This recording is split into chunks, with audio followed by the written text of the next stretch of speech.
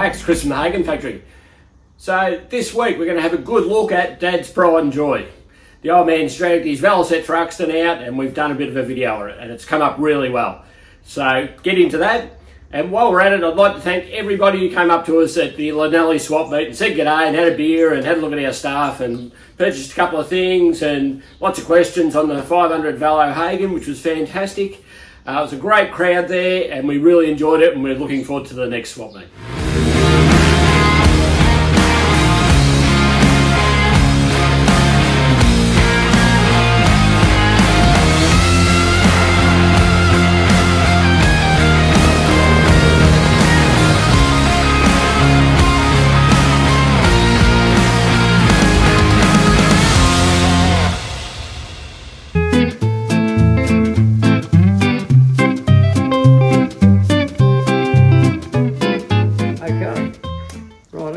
The bike here today is a 1968 Velocette Venom Truxton. The bike was imported into Australia in the middle of 1968 to Frank Mussett's in Brunswick Road, Melbourne. Not Brunswick Road, Sydney Road. Sydney Road, yep. And I know quite a bit of the history of the bike from day one. The original owner, he came from Ararat and he went to the Ararat motorcycle dealer and said he wanted to buy a Triumph Bonneville. So the dealer there took him down to Frank Mussett's and he walked in and he saw Velocette Truxton and he said, I don't want a Bonneville, I want that because it looks so awesome. That's an awesome looking bike. It's like it's doing 100 mile an hour parked. Anyway, he bought it and went through a couple of hands and then it finished up in bits for 27 years in Ballarat and then it was offered to me. And I always wanted one, so I parted with the money and bought it in bits, and the only thing that was missing when I put it together was the rear chain guard. Everything else was there. Yeah, that's pretty lucky considering it was apart for so long. 27 years it was apart, but the guy had actually done a lot of work on it. He had the cylinder rebored, he had the head reconditioned, he'd had the generator and magneto done, and he bought like a lot of the rubber parts, footrests and the fork gauges and all that sort of thing. Yeah, so anyway, I attacked it with great vengeance and I actually built it in 6 months. Yeah, it's a good effort. Yeah, and I've really loved this bike. I haven't ridden it a lot, I just like to look at it. It's a sort of bike where you could just pull up a deck chair in your shed and pull the lid off a stubby and just sit there and look at it. Yeah, no, it looks fantastic. Do you want to just go into a bit more detail on how you got it and what happened to the bloke? Oh, okay. All right. Well, because that's part of the story. Okay, part of the story. Well, how I got it was the guy that had it in bits for 27 years decided that he was never going to put it together and he decided to sell it. So he contacted one of the big prime movers in the Velocette Club in Melbourne. And he said, well, if you sell it to Alan Strawn, he'll put it back together and it won't be sold outside the country. So the guy that owned it rang me and we did a deal. But in between, the guy that bought it new, he traded in at one of the local motorbike deals and bought a big motocrosser because he decided to go motocross riding. It was bought by another guy who was a real hermit apparently and he lived out the bush on his own in this little hut, and his first name was Eddie, but I won't go into it because it's pretty gruesome what happened. It is, but anyway, what happened was he went missing for a while, and somebody went out and found him and he was actually dead, and his Alsatian dog had a pretty good chew on him, so he didn't look that flash, which was a bit sad. But anyway, that's what happened to him, and then it changed into another set of hands, and then the guy that I got it off, he got it from there. So. Yeah, it's a fantastic bike. I haven't even had a ride on this yet. And I've had it for, I worked it out the other day, I've had it for about 12 years this time. Yeah, it's been a while now. Yeah. Anyway, what I can tell you about this particular bike, it is fairly original. It's even got the original Dunlop brand alloy rims, which are quite rare these days. And they're shouldered rims. Yeah, and the way you can pick a Truxton from other things is one of the main features got a sand cast head, which is original Thruxton stuff. Because the reason I'm going to explain all this to you is because there's quite a few fakes out there on the market, and one was sold a few years ago and it was a fake, and the bloke paid a lot of money for it. It was a fake. And underneath the cylinder head, where my finger is, there's a bolt there that holds the spigot for the exhaust into the head. Make sure it doesn't come out. There's a little bolt on there. You see all the other ones don't have. Okay. Look at that. And when you get into it, it has different valve angles. They've altered the valve angles. It has a 2-inch inlet valve, sodium-filled inlet valve, and a pretty high compression piston. And they have special cams. They're called 17/8 is the number, and special followers that go with that. And they have a 1-piece pushrod tube, and they have 1-piece sort of pushrods. They're quite different. Are they? They've got a lot of different pieces in there. So they've still got the pressed in ends? Yeah. But, but they're a different adjustment arrangement. Yeah, righto. The push rods, well, they call them like a 1-piece rod, but they're actually a little 2-piece rod. But they come apart in the centre. Yes. And you put your feeler gauge in there. Okay. But I always find, like most of these things, it's much easier to set the tappets on the back of the cam. We've been through that before. Right, now the gearbox. The gearbox is a... you could get them standard, and you can get them with close ratio gears. You had to order them special. This one's just got standard ratios in it. Now, they had a big GP carb on, an 1 3/16 GP carby, which I have. I have the carby. But they're all very worn after a while. And I was really lucky that with this bike came this 36mm 1000 series Amel concentric, which are a bit hard to find these days, and parts are hard to find for them. But anyway, that was brand new, still in a box, with Modak written on the box. So that's where it came from. Yep. Off Dave? Off David. Now, they had a rubber mounted oil tank. Yeah, okay. Okay. And they had the heat shield on there. Lucky you told me that. I might have tried to tighten that up. Yeah. Yeah, the rubber mounted oil tank and the heat shield on the tank. Yeah, and that's about most of the business with them. Now, they came out with these clip-ons, and these instruments, they did have instruments like that, but they didn't have the white faces with Velocet written on them. A guy up in New South Wales, he was an instrument builder, and he built those, and he put his own faces in them. A guy called Dennis Quinlan, who was a Velocet historian, a real Velocet guru, and he built those. Now, the colour scheme on this was originally silver, wasn't it, this bike? Not on this one, no. No, it wasn't. This was originally a black one. Okay, so what made me think it was silver? Stewie, this was silver. Ah, that's right, yeah. That's right. There was another genuine, earlier Thruxton in Bendigo. Yeah, that's right. A good mate of mine, he's got it, and it was... They bought them out silver and blue, which a lot of people didn't like, but... Silver and blue ones look pretty good. They do. If this was a silver and blue one, it would still be silver and blue. Yeah. But this was one of... I think about 6 that ever came out here with a full fairing on it. Yep. Which I have the full fairing and all the brackets and everything, but I find it very hard to work on them. Taking the fairing on is also a real issue. Yeah. So they look pretty hot with the fairing on. They look really quick. They look fast with the fairing on. So did this have the fairing on it when it was in the showroom? Yep. Yeah, no wonder he liked it over the body. Yeah. Oh, yeah. And when I spoke to the guy, he was absolutely amazed that I had his bike. He just thought it would have been scrapped 40 years ago. Yeah. And he said, have you got the fairing? And I said, yes, I have. He said, has it got a crack in it? And I said, yeah. He said, that's where a muffler flew off one of my mate's bikes and smacked into me fairing when we were tearing out the road. Yeah, right. So it's still got the crack in it. So a bit of history there.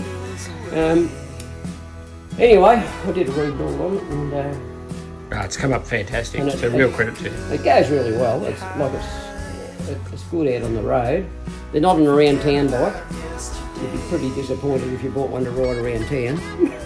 Yeah, even with the new clutch materials and stuff. Yeah, but they have the clutch is good, but first gear's a bit high. A bit high, yep. Yeah, and they're a bit of a drag around town.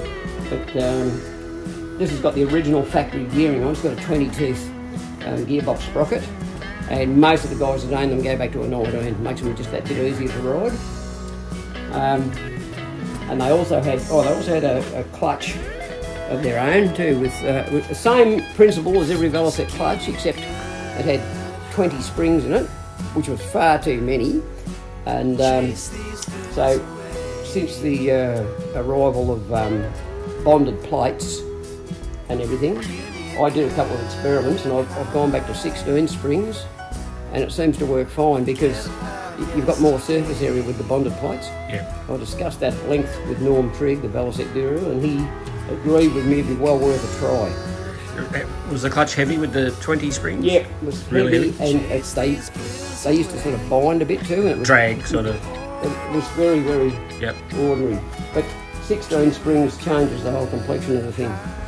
So, yeah, so now the reason for these bikes was that in England there was a big deal to be a clubman racer, which means that you had to have a bike that could be registered.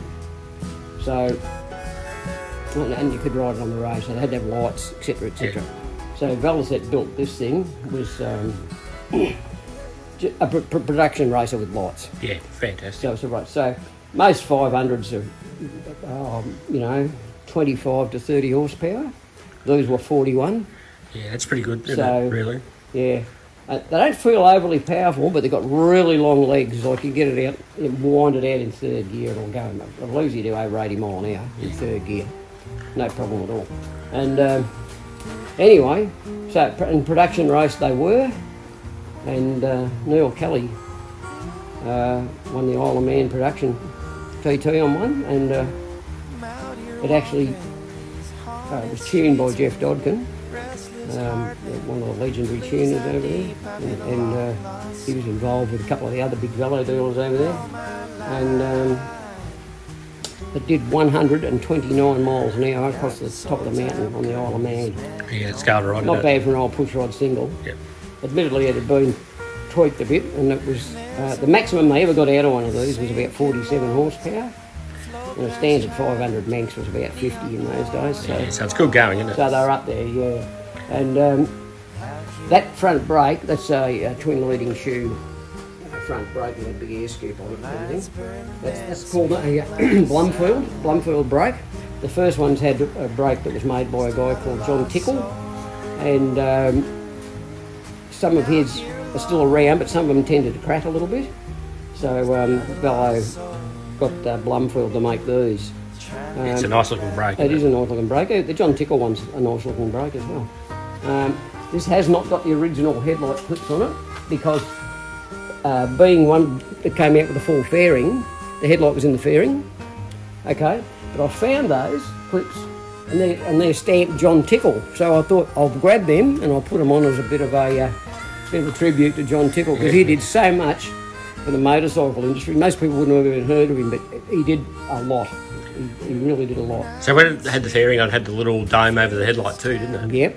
Yeah. And I've got a brand new one of those in the box. Yeah, fantastic. I've always had this idea I might put the fairing back on it one day. I don't know whether I'll ever get there, but Chris might put it back on one day. It's all there. You never know. It's all there in boxes. I reckon they look great. But like you say, you got to work on this thing too. So. They always look awesome with just even the top half of the fairing. Yeah, they do, don't they?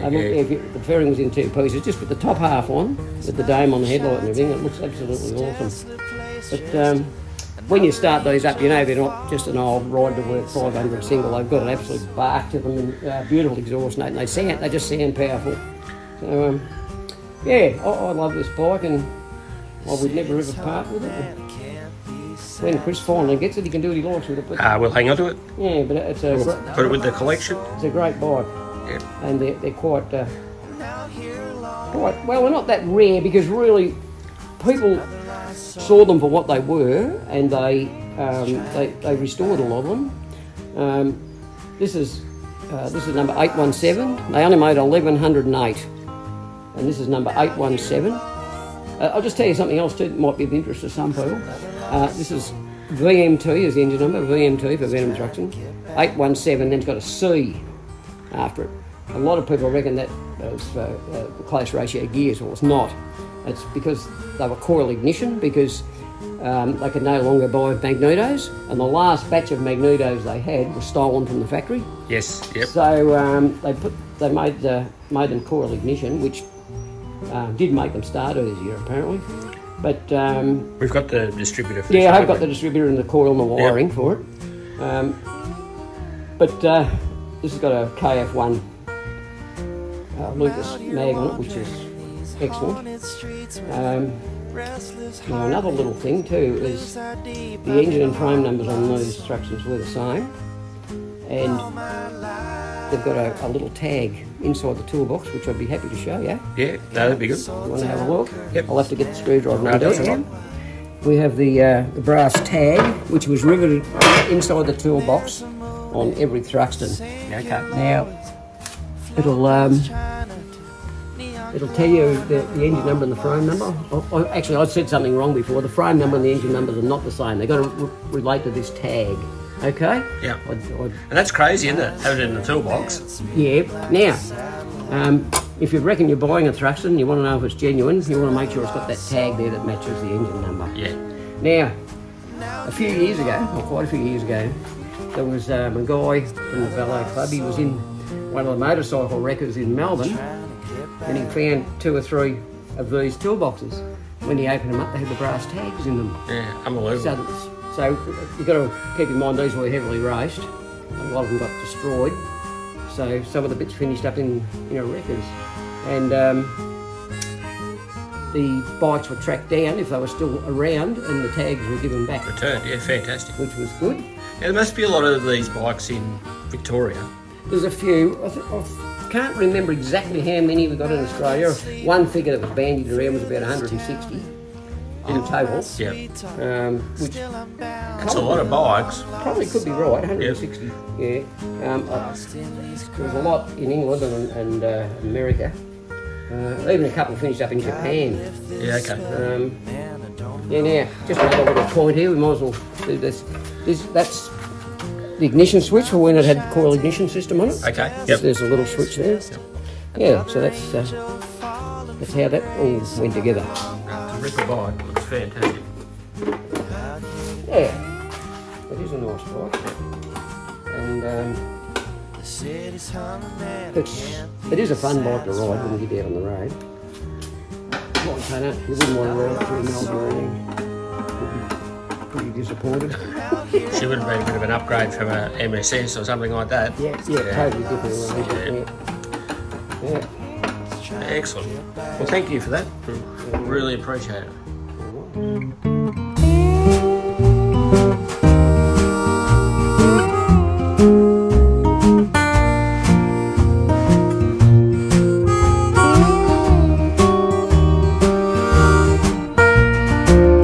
Out here wandering these haunted streets with restless heart. What's the latest you've heard on the BSA? You've got a bit more history? I have got a bit more history. Cled Davies,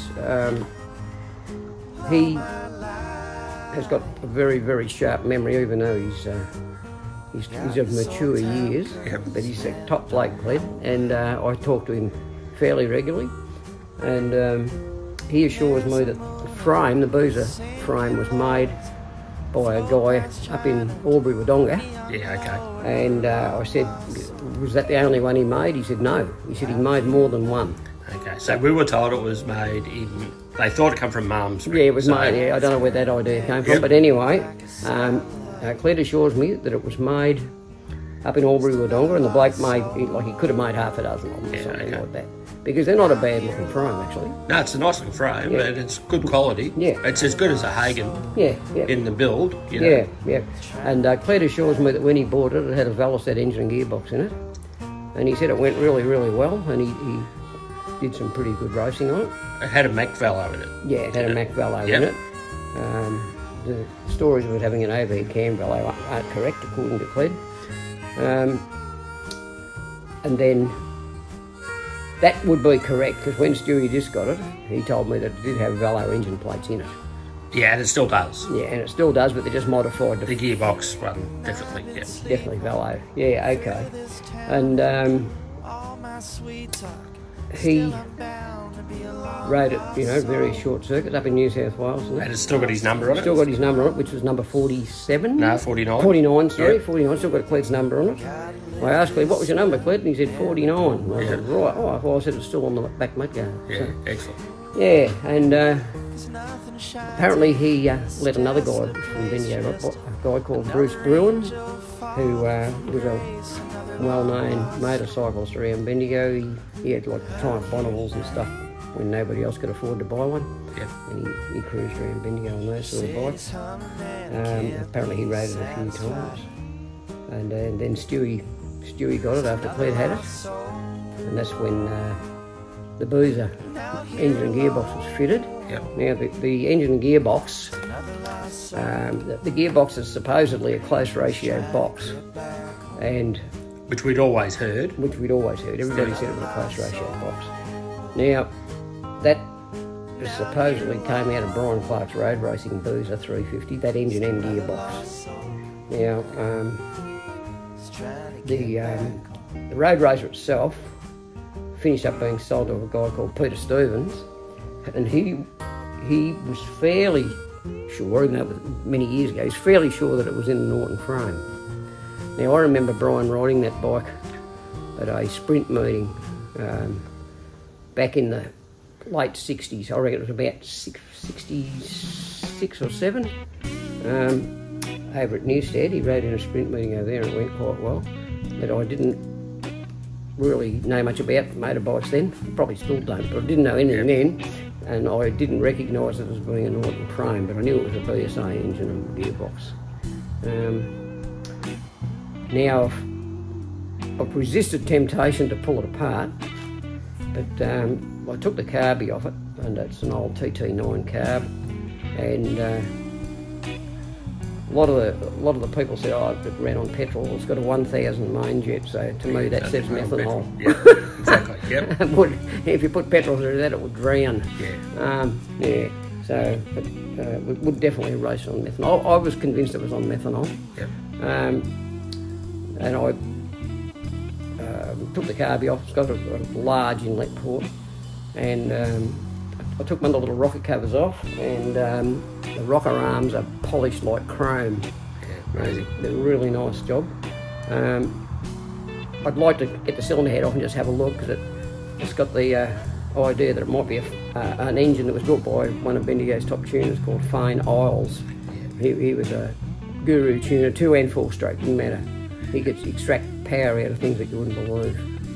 And he did a little 125 Honda for a guy in Bendigo, and it did 124 mile an hour down the straight, down Conrod Straight, and that was, at the time, that was the fastest air-cooled 125 in Australia. Yeah, it's crazy, isn't it? Yeah, and he did that. Now, what's the story behind the gearbox? Oh, who actually owns it? Oh, we own it now. yeah, there was back in the day, there was a little bit of debate over who owned the gearbox. And Fane Isles was involved in this. Yeah, but anyway, he borrowed the gearbox off a guy. So this is, so the story goes, he borrowed the gearbox off a guy, and whose name I can't just remember. Oh, I can't remember either. It was a truck driver in town, wasn't it? Can't remember. Yeah, anyway. But yeah. I think I must have spoken to him, because he said, oh, that gearbox belonged to me. I loaned it to Fane Isles and never got it back. Forgot to return it. And if that's true, it's been through a few owners. It's had a few owners since that guy owned it. So. And now it's ours. Yeah, it's ours now. So I'm very keen to have a look inside the gearbox, just give it a good clean up and have a look inside it, and the engine as well, because if Fane Isles has done the engine, there's a bit of a chance it's had quite a bit of work done on it, like possibly got a squish head and stuff, because he was into that sort of thing. Yeah, so, right. Yeah, so yeah, that'll be great, won't it? I'm keen to have a look inside and just see what's in it. The day you pull that down, we'll get the camera in. Yeah. It'd be really worth looking inside that engine, just to see what's been done to it. But that'll be later next year, the way we go. We've just got so many other little projects that we have to finish first. Yep, we do. We've got a lot of stuff happening, and I've still got to do a couple of little outside jobs, which I don't do many of these days, but I've got a couple of little ones to do to earn a bit of money to keep the wheels turning for us. Fantastic. Yeah, so yeah, that's it. So that's the update on the BSA, and when we find out more, we'll let you guys know. Yeah, the history of these things is quite intriguing. It is, it's fantastic. It is, because like for that bike to reappear after being missing for over 40 years, it's quite amazing. Well, when we were at Llanelli, I was at the Paul Perry, and he just thought it was fantastic. Yeah. Like that we knew the history and all that, you know. Like, and we've been chasing it down. And I think it's great. Yeah. And it's good that we can document it this way, so it's always there and everyone can get involved. Yep. Another thing that's going to happen very soon is the Grand Prix engine will be being assembled. I have every part I need to put the Grand Prix engine together. Yep. So we'll put a slow motion camera, time-lapse camera over the top of that, and I'll get involved as well. We'll get this camera out and we'll Yeah, so really get into that. I'm really under control with parts. I've got everything I need. I've got a pair of brand new carburetors coming from the UK when Amel make them. They are making another batch of the Type 6 carb. Yeah, so everything else is good with it. Yeah. Excellent. Well, can't wait for that. Yep, and that'll really take shape. Get the engine in it, it'll take shape. Yeah, it'll be quick then, won't it? Yeah. It'll look like a motorbike, so it'll give you the inspiration to do it. Can't wait. All right. Righto, thank you for that.